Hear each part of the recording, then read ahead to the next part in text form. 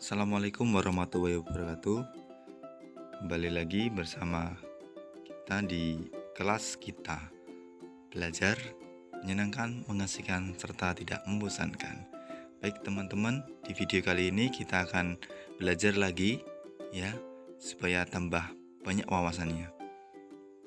Nah, kali ini kita akan belajar tentang cahaya dapat diuraikan atau dispersi. Cahaya dapat diuraikan atau dispersi. Cahaya yang bisa diuraikan adalah bentuk pemisahan cahaya yang tampak menjadi cahaya dengan warna-warna yang berbeda. Contoh penguraian secara alami yaitu terjadinya pelangi. Warna pelangi berasal dari satu warna, yakni warna putih dari sinar matahari. Kemudian warna tersebut dibiaskan oleh titik air hujan sehingga mengakibatkan warna pelangi menjadi terurai dan menghasilkan berbagai macam warna yang indah. Pengertian pelangi. Pelangi adalah salah satu fenomena alam akibat pembiasan cahaya yang berasal dari percikan air hujan yang terkena cahaya matahari.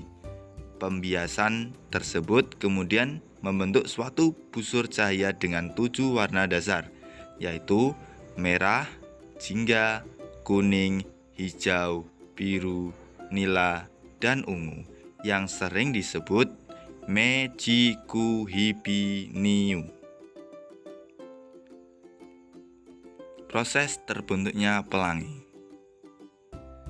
Proses terbentuknya pelangi yang pertama adalah pembiasan cahaya matahari. Pelangi bisa terbentuk karena pembelokan atau pembiasan cahaya matahari yang terjadi pada permukaan atmosfer bumi. Bisa dikatakan cahaya matahari tersebut bertahan masuk ke permukaan bumi melalui atmosfer yang kemudian menahannya dari medium satu menuju medium lainnya. Selanjutnya, sinar matahari tersebut masuk ke dalam titik-titik air hujan. 2. Sinar matahari melalui presipitasi air hujan.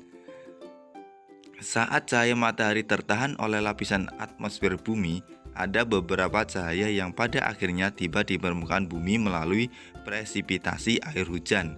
Presipitasi air hujan merupakan jumlah titik-titik air hujan yang bakal masuk ke permukaan bumi.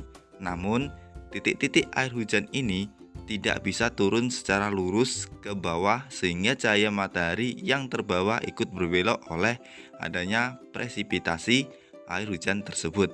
Pembelokan cahaya matahari yang disebabkan oleh presipitasi air hujan ini berdampak pada warna cahaya matahari yang telah terkumpul menjadi satuan warna putih, akhirnya terpisah antara satu warna dengan warna lainnya. Hal ini menyebabkan terbentuknya pembiasan cahaya menjadi beberapa warna yang telah disebutkan sebelumnya, yaitu merah, jingga, kuning, hijau, biru, nila, dan ungu. 3. Pembelokan cahaya. Setelah cahaya terkumpul menjadi warna putih, warna tersebut hanya mampu bertahan pada saat cahaya matahari masih bertahan pada lapisan atmosfer. Kemudian, warna tersebut akan menyebar menjadi 7 warna dikarenakan adanya pembelokan sudut. Itulah sebabnya pelangi berbentuk seperti busur. Yang keempat adalah pembentukan warna pelangi. Pelangi yang awalnya terbentuk dari perputaran warna matahari yang terlihat putih, pada akhirnya berubah menjadi 7 warna dasar yang merupakan warna awal dari cahaya matahari. Perlu kita ketahui, warna yang pertama kali dibelokkan oleh cahaya pelangi adalah warna ungu. Sementara pembelokan cahaya matahari oleh presipitasi air hujan yang terakhir adalah warna merah. Hal ini jelas berbanding terbalik pada penyebutan warna merah, jingga, kuning, hijau, biru, nila, dan ungu pada pelangi. Jadi kebalikannya Mejikuhipiniu. Jenis pelangi. Nah, ternyata ada banyak sekali jenis pelangi yang ada. Yang pertama, pelangi kabut. Yang kedua, pelangi ganda. Yang ketiga, pelangi sirkular. Yang keempat adalah pelangi satu warna, yang kelima pelangi kembar, yang keenam pelangi ekstra warna, dan yang ketujuh adalah pelangi bulan. Fakta pelangi. Nah, di balik sejuta keindahannya, ternyata tersimpan pula beberapa fakta menarik di balik warna-warni pelangi yang sering kita saksikan. Berikut ini adalah penjelasannya. Yang pertama, pelangi terdiri dari jutaan warna. Siapa sangka ternyata pelangi tidak hanya memancarkan 7 warna, tetapi ada jutaan warna di baliknya. Namun sayangnya, mata manusia tidak mampu menangkap semua komponen yang dipancarkan oleh pelangi. Manusia hanya mempunyai kemampuan menangkap setidaknya 7 warna yang dipancarkan oleh pelangi, seperti yang sudah kita sebutkan tadi. Yang kedua, bentuk pelangi berbeda bagi setiap orang. Sebagaimana yang dijelaskan, pelangi umumnya dianggap berbentuk setengah lingkaran. Tapi ternyata bentuk pelangi yang dilihat oleh setiap orang bisa berbeda-beda. Sebab tiap-tiap bentuk yang dihasilkan ternyata ditentukan oleh jarak dan posisi masing-masing orang. Selain itu, suatu cahaya yang memantul dalam rintik hujan juga bisa memengaruhi bentuk pelangi yang tampak di mata setiap orang. Bukan hanya karena jaraknya yang jauh, tapi orang-orang yang melihat dari jarak beberapa sentimeter pun juga akan menghasilkan visual yang berbeda dari pelangi tersebut. Yang ketiga adalah warna dan bentuk pelangi dipengaruhi posisi matahari. Fakta berikutnya yang perlu kita ketahui adalah sudut matahari sangat mempengaruhi warna dan bentuk pelangi. Hal ini dibuktikan oleh sejumlah orang yang nyatanya melihat pelangi secara sempurna, tapi ada juga yang tidak, baik dari segi bentuk ataupun warnanya.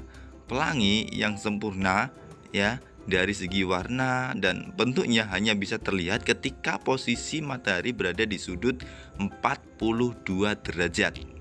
Nah, posisi tersebut hanya terjadi saat pagi atau sore hari.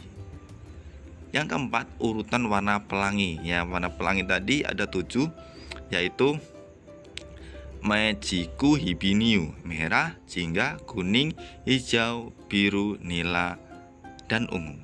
Yang kelima adalah pelangi terjadi jika ada cahaya dan air dalam posisi tertentu. Lebih tepatnya lagi cahaya dan titik-titik air.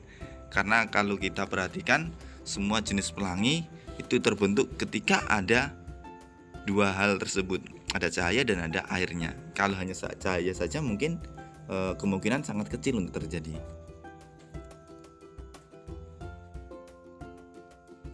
Penampakan pelangi. Nah, ini ada beberapa contoh penampakan pelangi yang sering kita lihat. Ada langit senja, siang hari, dekat air terjun, bahkan menyiram tanaman menggunakan selang. Nah, ternyata kita bisa membuat sendiri ya teman-teman, membuat pelangi. Nah, ini bahannya kita cukup memerlukan senter dan toples. Percobaan pertama. Di percobaan pertama ini kita menggunakan toples kosong, di mana cahaya yang kita arahkan kepada toples ini tidak menghasilkan warna pelangi, apalagi jika tidak menggunakan toples. Percobaan kedua, kita menggunakan toples yang sudah diisi air. Nah, di situ terlihat muncul warna pelangi. Nah, lebih jelasnya ini teman-teman. Nah, kelihatan ya, meskipun tidak sebagus pelangi yang sebenarnya. Nah, ini juga kelihatan ya, ada airnya. Ini juga muncul, warnanya bagus. Nah, mungkin itu saja teman-teman yang kita bisa belajar hari ini. Semoga bermanfaat untuk teman-teman ya. Sehat selalu dan tetap semangat.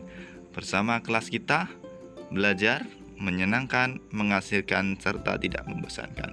Terima kasih. Assalamualaikum warahmatullahi wabarakatuh.